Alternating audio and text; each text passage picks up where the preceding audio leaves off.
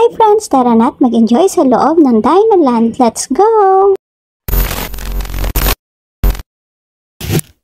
Kung may mga dala nga kayong gamit, pwede nyong iiwan dito sa mga locker na kanilang pre-provide. Kung magutom at mauhaw man kayo, meron din palang tindahan dito sa loob. Pinicturean mo na nga ako nila tatay dito sa mga basag na itlog ng dinosaur. Pagkatapos pumunta na agad ako dito sa isang part na parang dagat ng mga bola. Naaliw din nga ako dito sa bola na iniihip pataas. Pagkatapos pumasok din ako dito sa isang obstacle na nung sa kalagitnaan na nga ako, akala ko hindi ko ito matatapos. Paano naman si kuya kasi inuunahan ako. Pero okay lang kasi nag-e-enjoy din lang nga siya. At sa part nga na ito, natrap na talaga ako. Pero syempre, kailangan ko talagang gumawa ng paraan para makaalis dito. Hindi naman kasi talaga ako makukuha dito nila nanay at tatay. Nung nagsastruggle na nga ako, mabuti na lang naangat ko na nga yung paa ko at nagkaroon ako ng pagkakataon para makaalis dito. Salamat ka sa Diyos at nakasurvive ako sa part na to.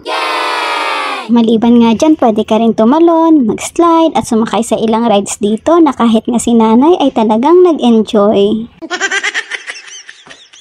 Meron din palang 4 tokens na binigay para masakyan ng mga dinosaur na ito. At dito naman mag-a-add ka ng 100 pesos para makasakay dito. Hindi na nga namin sinubukan ng mga yon, baka kasi hindi ko pa rin naman kaya. Dito naman nga yung part na pwede kayo mag-picture-picture para meron naman nga kayong remembrance bilang pamilya. Sa taas naman nga makikita naman ninyo yung mga dinosaurs na may pakpak na parang lumilipad. At ilan pang ang mukha ng mga dinosaurs na talaga namang nakakatakot. At sa next activity, kailangan nga lagyan ng plastic ang tainga ng mga bata. Paano ba naman kasi para naman itong dagat ng mga beads? Sa part nga na to, dito makikita yung puno na gumagalaw ang mata. At maraming ang mga activities dito na pwedeng magawa na makakatulong para sa aking Montessori and sensory play. Oh, wow!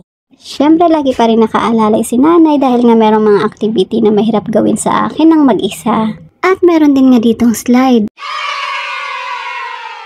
At dito naman nga tumatambay si tatay habang nag-aantay. At ngayon nga ay sa last activity na tayo. Sa part nga na to ay umiiyak na ako. Hindi ko pa nga kasi maintindihan na minsan pala ay kailangan mag-antay. Pipila muna pala dito para masakyan itong dinosaur na umiikot dito sa Enchanted Forest. Si tatay na nga yung kasama ko dito dahil nga takot si nanay mag-drive. Sobrang ganda talaga ng experience ko dito sa loob mga friends. Kaya nga pagkatapos ay bumalik pa kami ulit kasama si nanay kahit nga medyo takot siya. At para nga makita yung ilang details, naglakad pa kami sa loob. Sulit talaga yung binayad nila nanay at tatay dito. Kaya kung naghahanap nga kayo ng mapasyalan mga friends, pwede nyo i-consider dito. Sa 3rd floor nga ito ng SM North EDSA. At para naman sa price, panoorin nyo na lang yung nauna kong vlog. After nga ng 1 hour and 30 minutes ay lumabas na din kami. Pwede din nga dito hanggang 3 hours pero pinili namin yung mabilisan dahil nga malayo pa ang uuwian namin. Hanggang dito na lang muna mga friends. Sana nag-enjoy kayo. Thank you for watching!